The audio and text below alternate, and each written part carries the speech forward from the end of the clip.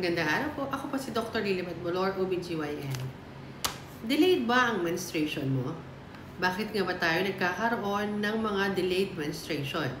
Isa-isahin po natin ang mga dahilan. Una, dahil sa pagbubuntis. Yan po ang unang-una namin pinapacheck kapag delayed ang menstruation. Pangalawa, stress. Ang sobrang emotional o physical stress ay maaaring magkaroon ng impact sa organ na nagre-regulate ng period natin. Kaya nagkakaroon ng delayed menstruation. Pangatlo, may mga medical condition na pwedeng mag-cause ng hormonal imbalances sa atin. Tulad ng PCOS, yung mga may thyroid problem, yung mga may infection, at diabetes. Pang-apat, weight changes. Ang biglang pagtaba o biglang pagpayat ay maaaring makaapekto sa menstrual cycle natin.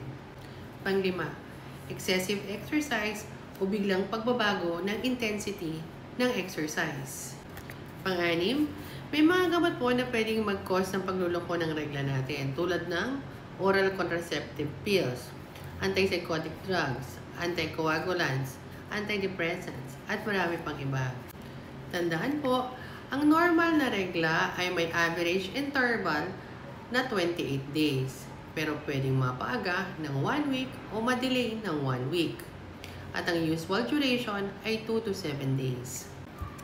Normal na irregular pa ang menstruation sa unang 2 taon pag-start ng regla o pag magme-menopause na.